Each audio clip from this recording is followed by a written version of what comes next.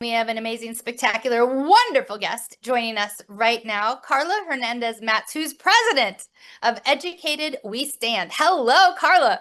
Hey, Kristen, happy to be on. I'm so excited that you're on because education has been under attack in the weirdest ways. Like, I couldn't even imagine more ridiculous ways that education has been under attack by the Trump administration. It is like a movie, a bad movie. And I'm wondering if you can give our listeners a little bit of an idea about the bad movie of education under attack by Trump and what's happening. Yeah, well, I mean, it's definitely hitting us very hard now with the Trump administration, but this has really been like a right-wing extremist agenda for, a couple of decades now in Florida. So in Florida, we've seen a lot of bad things that have emerged from this state, bad policies that are now being shared, unfortunately, across the country and implemented in other states. And we saw that Moms for Liberty, actually, the inception of them was here in Florida in Brevard County. And so Educated We Stand, which is the organization that I now lead, is actually the counterweight to Moms for Liberty. We have seen the destruction that they have caused in public schools, how students have lost access to programs and, of course, opportunities. But of course, also how these very fascist kind of ideologies have been now inserted into our public school system.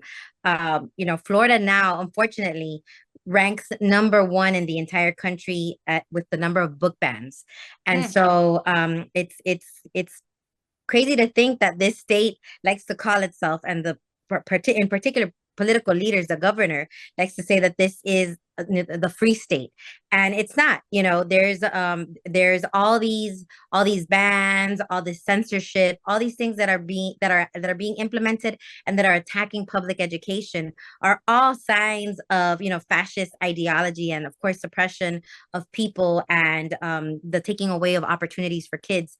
And so yeah, we've seen a lot of that here.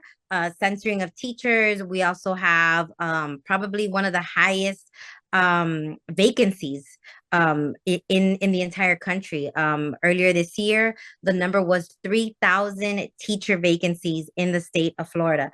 And so this is really impacting our day-to-day lives, because when children don't have access to a high quality teacher that's in front of them from day one, this is time and opportunities that we don't get back with our babies anymore. And every moment, every day matters in how we're able to shape and, of course, impart knowledge on our kids. And so we're seeing how that is really undermining education, the underfunding, the political attacks. I mean, we're just seeing a lot of these really bad policies being incubated here in the state of Florida. And so that's why we exist, because we are fighting back. We are, the counterweight, making sure that we elect pro-public candidates into our school boards who care about research-based policies, who care about our children, and who want to offer our kids opportunities, not limit our kids from, having access to those things. And one of the things we've seen, and I'm so thankful that you brought Florida into the conversation because, of course, you're exactly right, because hello, you are you. And in your exact rightness, we saw Florida really be the canary and the continued canary in the coal mine for the destruction of public education. We've seen these policies that are being pushed at the federal level, both passed and implemented in many places, as you just said, and Florida to actually disastrous results.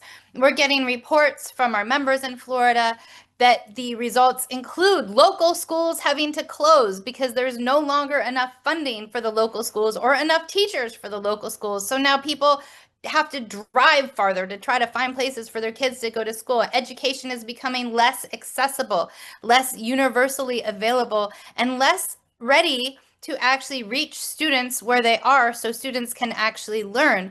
And then we're hearing, and this is really interesting, that the public in Florida is less and less agreeing with the moms, I have to say against liberty, I can't say for liberty, the moms against liberty agenda of basically having censorship, having book bans, having less access to education, pushing teachers out, pushing schools to close, all of that. We're seeing a shift. And are you seeing the shift in Florida too, as this is? Absolutely. Yeah. Yes, yes. And we're so grateful, because that means that the advocacy and the coalitions that we've built, and really just the destruction is, it's it's being felt, the impact is being felt directly, on the ground, by families. And they now realize that it's a facade, that just like you said, they're not about liberty. They're actually antithetical to the name that they're branded under. And people have seen them for who they are, and they're a fraud. They're backed by billionaires. They're not grassroots. I mean, a lot of these people who are showing up to the school boards and banning books and doing all these things don't even have children in our schools. And so that has come to light. There are some media sources out there that have actually said that out of the 31 endorsed races that they had this past November, that they lost all 31. We know that they are certainly losing steam. Even here in Florida, which is where they started, a lot of the chapters have closed.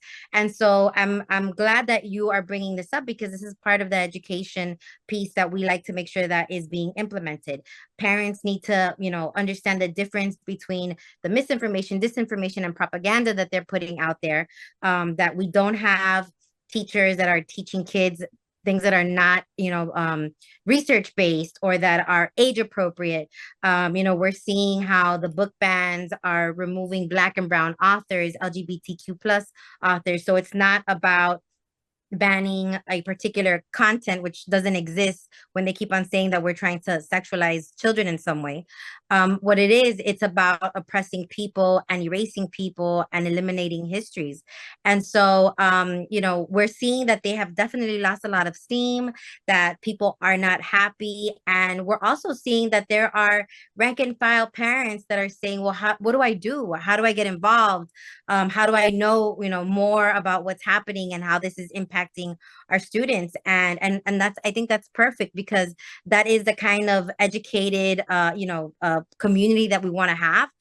We definitely want to see more people running for school board races. I think that a lot of times, everybody always focuses on the top tier, right? And the president and gubernatorial, but they forget all the lower, all the low down the ballot races.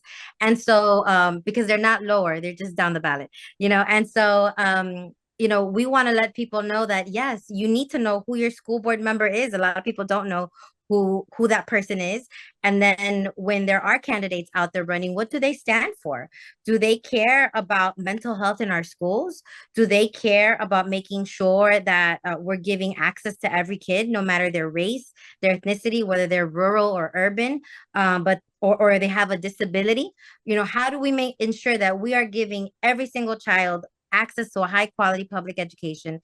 And so that means that we cannot just gloss over who's running for school board. We have to know who these candidates are. We have to know what they stand by, what policies they're trying to implement, and then support those people that are pro public education, because they are trying to dismantle our public schools. And they're dismantling them because they're putting in money for vouchers and this charter expansion. And really what they're doing is that they're robbing our public schools from resources. And public schools teach about 50 million of our kids, 50 million of our babies. And I say ours because my kids are in our public schools. And so, I'm also a mom and a teacher and an advocate. And I want to make sure that everybody's children have access to high quality public education. So this is important, because it's going to break or make our economies in the future. Yeah, and I'm glad you brought up vouchers. I want to let our listeners, our audience know that we're seeing a pattern in places like Florida where this legislation or these changes is farther down the road to implementation, that the voucher program is sucking money out of the public school system into private funds in areas, and then the public schools are having to close. So it's actually limiting access for people to get education. I know that the voucher system is sometimes sold as, oh, we're increasing access. It's doing the opposite when it is being implemented in places like Florida. So like the talking points aren't matching the reality. You know how they say the famous quote, I believe from Maya Angelou, watch what people do, not what they say. Absolutely. But this is an instance of what people are promising with the voucher system is not the reality. Do you want to speak to that just for a second? Yes. So, what we're seeing is precisely that they are funneling public dollars into unaccountable private institutions. And what we've noticed now that it's been implemented for a few years, is that they have not created more access. They're actually giving vouchers to people who are already paying full price to go to private schools. So they're subsidizing these families that already had the money.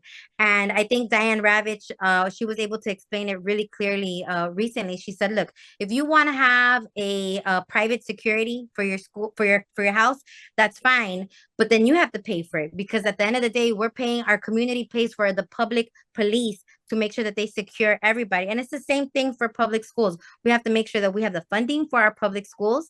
And if you want to have your child in a private institution, that's fantastic, but it doesn't mean you take away from the public to fund that private institution." And so, unfortunately, it's really hurting a lot of our Black, brown, minority, vulnerable, underprivileged communities. And it's time to speak up about that. And we've had several members from Florida, you all. I'm not making this up. I'm like saying that I've actually talked to people who live in Florida who their local school has actually closed because private voucher ventures have sucked too much money out of the public system. So this is not like oh, this might happen. This is actually happening. It's happening. Yeah, it's happening all across Florida right now. Yes, it is. Yeah. People don't realize that sometimes. They're like, oh, this is like maybe like a worst case scenario planning. I'm like, no, this is a worst case scenario happening. Yeah, it's happening. So what can people do? We have about a minute and a half left. What's your advice for listeners? Number one, I need you to know who your school board members are. So figure that out. A lot of people don't even know what district they're in. Find out when the next election is happening. Get to know who those candidates are. Please look us up. We are educatedwestand.com. So I'll say that again, educatedwestand.com. You can get on our newsletter so you can get information about things that are happening all across the country. You can also donate to our cause.